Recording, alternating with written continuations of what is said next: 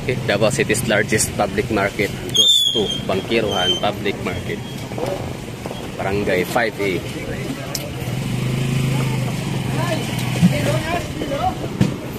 Meron tayong binasa dito na na Wikipedia, no? So ginugol ko natin paano meron sa Bangkiruhan Public Market. O just in case lang na hindi nyo alam, no? At ako rin ay hindi ko rin alam or nakalimutan ko na. Bangkiruhan Public Market is a public market located in Davao City, Philippines. It is the largest and the busiest market in the city, and it is a major source of fresh produce and other goods in the city's residents. The market is open 24 hours a day, 7 days a week, and it is a popular destination for both locals and tourists.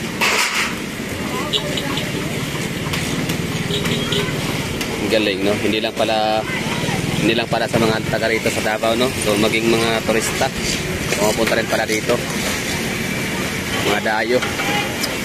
The market is divided into several sections, each of which sells a different type of goods.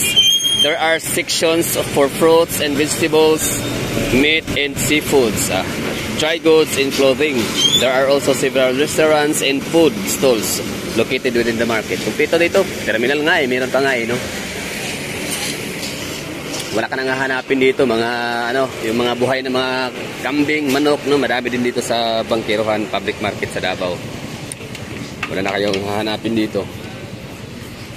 Tapos the Bangkiruhan Public Market is a great place to find fresh, affordable produce and other goods. It is also a great place to experience the local culture and cuisine. So, yung cuisine, yung mga bulalo, no? Mga loto-loto dito. Mga lotong Dabawinyo. If you are visiting Davao City, be sure to stop by the Bangkiruhan Public Market. Here are some of the things you can do at Bangkiruhan Public Market. Yun, buy fresh produce and the other goods at affordable prices. Experience the local culture and cuisine. Meet new people and make friends. May ganun. Pwede din pala gawin yun dito. Okay. Tapos, asan pa ba? Learn about the history and economy of Davao City. Take photos of the market and its surroundings. So ngayon, tanong ko sa inyo dyan mga nanonood, mga hagala, meron ba kayong makakakilala na mga nagpupuntahan dito sa Davao na kumukuha ng mga nagpipicture taking, selfie sa Bangkiruhan Public Market? So far, parang wala pa akong nakikita, no? Madalas sa mga napupuntahan kasi mga taga Maynila, yung mga, syempre, mga fans ni Duterte, ng mga Duterte, no? Saka mga curious about Davao. So marami yung napupuntahan dito, mga kilala, mga personality. So ang mga picture taking na meron sila, yun na naman sa airport, City Hall, San pa, Rojas Night Market. Pero itong public market, so far, wala pa akong nakikita ng mga kilalang mga personality, or kahit na hindi kilala personality, as long as nagpunta sa Davao na random lang na nakita natin sa ating timeline, dumaano, na meron silang picture taking or selfie dito sa ating palengke sa Bangkiruhan. So far, wala pa. So kung meron man, no, let me know. So take photos of the market and its surroundings. Here are some tips for visiting Bangkiruhan Public Market. Okay, go early in the morning to avoid the crowds. So ito tayo na, bali alas 2:40 pa lang, dito na tayo. Pero grabe na yung crowded pa rin, di ba? So kung ayaw nyo ng crowded, pumunta kayo ng tanghali. Oo, yun yung advice ko dito, kasi tanghali medyo hindi na matao dito masyado, yun nga lang, mainit, hindi mo na masyadong may enjoy, no, yung pamamalengke. Kailangan ba talaga mag-enjoy pag namamalengke? Di ba parang hindi, no?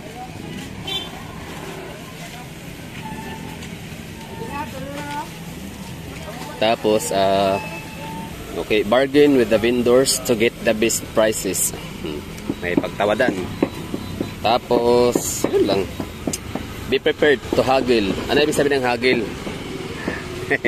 Bobo for today's video. So, yun lang.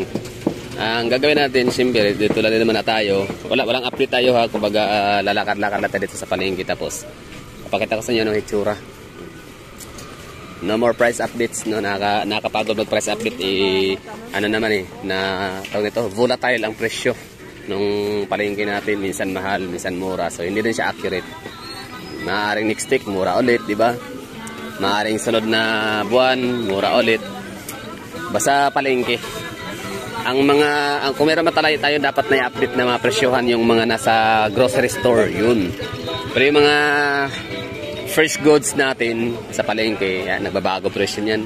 Talong, mura ngayon, pwedeng mahal kinabukasan, or next na buwan, di ba mga ganun lang. Isda, depende kasi yan sa seasonal kasi ang di ba? Yung mga harvest natin, kaya hindi natin masasabi na talagang pag may recession or meron tayong tinatawag na inflation, affected. Yes, affected, no? Tumataas yung yung bentahan ng mga produkto, yung mga fresh products natin. Pero kahit pa gaano kataas yung inflation, as long as napakadami namang harvest, no? Abundant, mumura yan. For example, durian, di ba napakamura ng durian ngayon? 40, 50, makakabili ka na. Maging sa sa yung pinakamahal na durian, natin yung ating Fruits Vendors Association dyan sa may Ramon Magsaysay. Ngayon 80 pesos na lang sila. So ibig sabihin wala yan sa inflation kapag fresh products, organically grown products sa isang lugar. So yun nga, mga gulay, prutas, isda, yun isda. Yeah, magmumura yan kasi kung hindi nila bababa yung presyo, walang kakain dyan. Ilalang mabubulok sa sobrang dami ng harvest, tapos kunti lang yung consumer. Pero yung mga sa grocery, yun yung mga dapat natin i-update. Kung meron akong gawing price update, yun sa grocery. Gagawin natin yan, pwedeng bukas, sunod na araw, no? Kasi meron pala akong na i-vlog one time na 2019 yata yun or 2020 na grocery, pure gold. So i-compare natin yung presyohan 3 years ago. Kumusta na nga ba ang presyohan natin sa palengke? Parang ang ko doon, nakabila ko ng worth, nag-grocery ako noon for 1 week consumption na 800 plus or 900 pesos. So I doubt kung sa 900 pesos ngayon ay makakabali pa rin ako ng ganun kadaming maraming item, no? Yun lang, no? Ikot-ikot ko lang kayo dito. So hindi pa masyadong matao ngayon. Anong araw na ba? Miyerkules.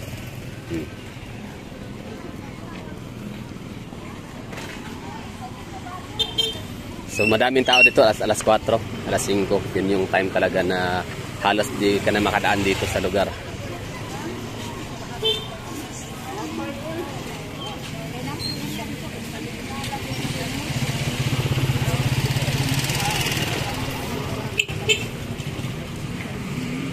Sa mga first world country, mga mayayamang bansa, may mga ganito bang palengke? For example, dyan sa taga US, no? Shout out sa inyo. Since kayo ay taga dyan, itatanong ko kayo kung meron ba kayong may mga ganito bang palengke dyan sa lugar? Pagkakaalam ko, parang Africa and Asia lang to na senaryo, no? Sa mga ibang bansa, sa mga mayayamang bansa, sa gaya ng Germany, US, siguro wala kayo dyan, mga ganitong palengke. Meron kayo dyan mga parang SNR na yung datingan ng mga palengke niyo dyan, no? Mga wet market nasa air condition na rin.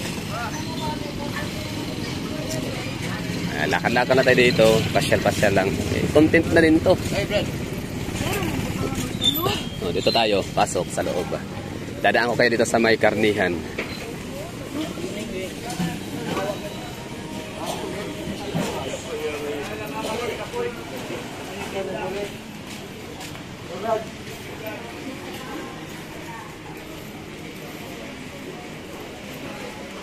Baka na-miss din na palengke. Or na-miss din ang mamalengke ng ganito, no? Masaya kaya? Madaling araw.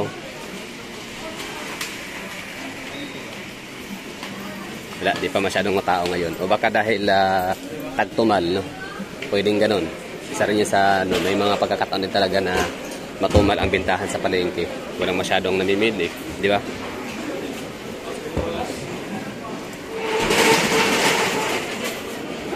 Kaya ngayon na sinasabi nila sa negosyo, hindi araw-araw ay Pasko. May time na mahina, may time na malakas, may time na tumal, no? May time na dagsa ng mamimili. Lalo na kapag sahudan, 15:30. Anong pizza ba ngayon? 13? Wala pa masyado, no? Kumbaga May term ng mga empleyado kapag 13-14 yung tinatawag na, no? 12-13-14 yung tinatawag na tingbits, tingbitay. Diba? Tingbitay, yun yung time na wala na, kumbaga last bunot sa pera. Kasi ang sahod 15-16 pa. Kaya tinatawag na tingbits. So ngayon 13 September 13, so ibig sabihin wala pang masyadong tao namimili kasi nga wala pang sahod. So dagsa ang bintahan dito, malakas ang bilihan kapag 15-16. Minsan naman kapag advance yung yung sahod, for example Sabado, yung sa amin 15 is Linggo, Sabado pa lang sahod na. Iba naman Biyernes pa lang, 13 pa lang sahod na kasi Biyernes. Pero dahil hindi Biyernes ngayon, September 3, tapos 13, tapos Miyerkules, so walang sahod. Sa pa, Huwebes. I mean Biyernes. 13, 14, tama, 15 Biyernes. Ito yung itsura ng palengke. Isa sa pinakabising lugar talaga dito. Yung mga bintahan ng mga gulay, karne, manok.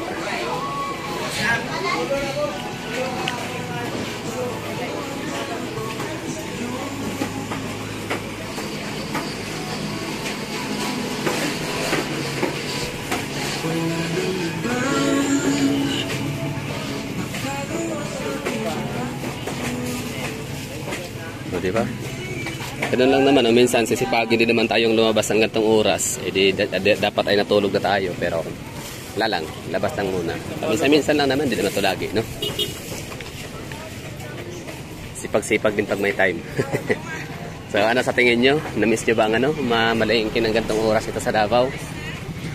O kayo dyan sa inyong mga lugar, compare nyo yung ano sa tingin nyo ang palengke namin dito? Kagaya ba sa mga palengke ninyo dyan sa inyo? Luzon, Visayas, in some other part of Mindanao? Kung meron kayong napapansin na pagkakaiba, pwede yung ilatag, sabihin nyo sa comment box, comment section, kung ano yung meron kami dito na wala sa inyo at meron din sa inyo na wala sa amin. So dito sa Bangkiruhan, habang ako naglalakad, pansin ko talaga dito, ang wala sa amin dito na marami sa iba, lalo dyan sa aking napuntahang mga palengke sa Novaliches, sa may saan pa ba? Commonwealth Market, Litix, Commonwealth Market lang pala. Commonwealth Market tsaka sa may Novaliches, Quezon City. Tsaka Balintawak, no, Ambaho. So yan ang wala dito. Thank you and bye-bye.